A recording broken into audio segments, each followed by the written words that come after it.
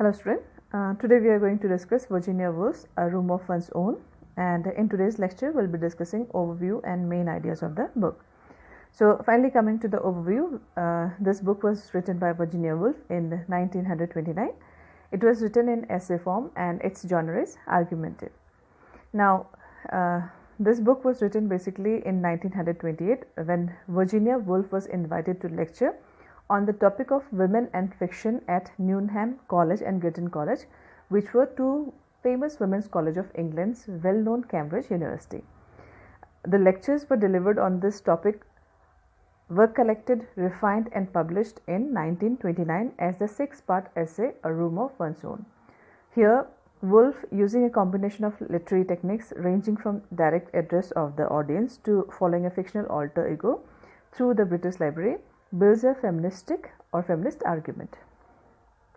Woolf begins with the claim that to write, a woman must have money and room to write in. That is, a woman must have financial independence and a private space to call her own. Only then can she throw off the anger at the social, political and economic limitations women experience as part of a society designed by men and for men. Now, viewing it from the perspective of narrator, this is first-person author Virginia Woolf suggests that the audience refer to the primary narrator in A Room of One's Own as Mary Baton. However, Woolf does not consistently refer to her alter ego as Mary Baton. The last name changes throughout the essay. As a fictionalization, the narrator is able to visit fictional places and interact with fictional people, but she speaks on behalf of Woolf as an alter ego. About the title, in the essay A Room of One's Own, Woolf concludes female authors' need of money and room of their own to facilitate their writing. Now, coming to the main ideas of the book, here she talks about fire of genius. So, genius is a fire that wants to grow but needs fuel. In chapter 4, Woolf says, great artists confirm a truth that nature allows each person to know intuitively. The artist's craft allows the fire of the genius to become visible. So, genius with all of its fire-like qualities, illumination, burning, consuming, is one of the most important ideas in the essay.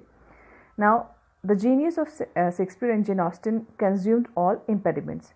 So, genius occurs in some people, both men and women, but it needs a certain environment and situation to become fully expressed.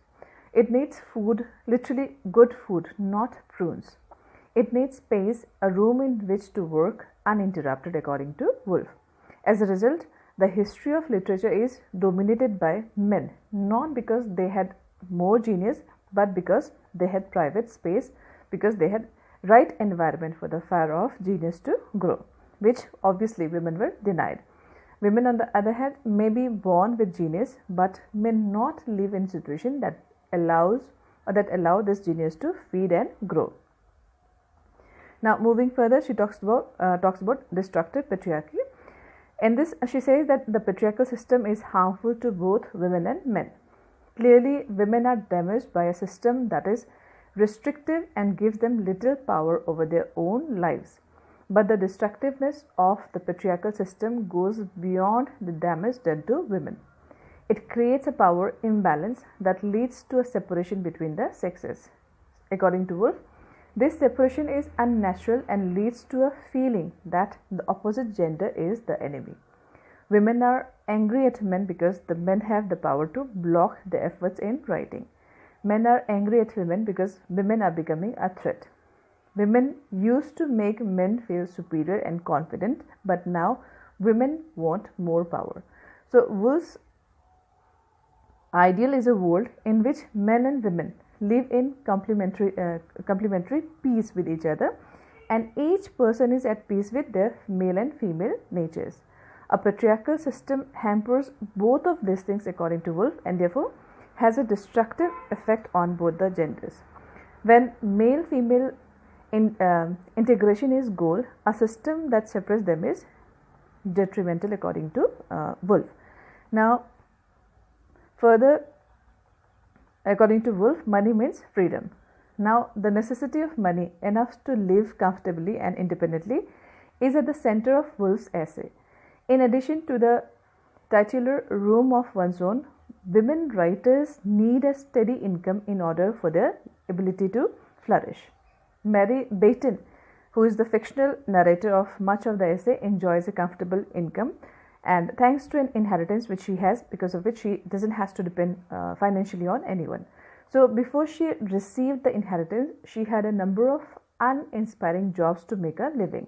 But each time she spends her money, she feels a little of the despair and shame of poverty fall away. Now, further, the small life lesson serves as microcosm of the state of women. Here, according to Woolf, poverty is a hindrance to independence, and independence is essential to writing. So, having money allows a woman freedom to give voice to her genius. She further says that at the end of the essay that her audience to strive, she encourages her audience to strive for a room of their own and financial independence. So this step will act as a building block of future generation of women's writers who will have more access to money and private space as they build on this legacy. Now, some essential oil of truth. In chapter 2, the narrator says that she wants to strain off what was personal and accidental and reach the essential oil of the truth. So, throughout the essay, the importance of reaching the truth is emphasized. Woolf is not just trying to argue a point. Here, she is trying to show her ideas contain truth. According to her, this is essential to call her to action at the end of the essay, where she urges the audience to help build a foundation for future women writers. A search for truth is very compelling, according to Woolf. Now, Woolf also wants to give her audience a nugget of pure truth, but to do this, she employs fiction, an apparent contradiction. Yet, she claims fiction is likely to contain more truth than fact. So, this idea that fiction can communicate truth in a way reality cannot is apparent throughout the essay. For this reason, she creates a fictional alter ego of Mary Baton to stand in for herself. Where she is not able to speak about herself, she is speaking through Mary Baton, because Mary Baton is her alter ego. She also creates a cast of other fictional characters to play roles in her narrative. And through these fictional characters, Woolf can delve into the topic and drill down to the very core of truth about women and fiction. So this is all for today's lecture. We'll continue with this tomorrow.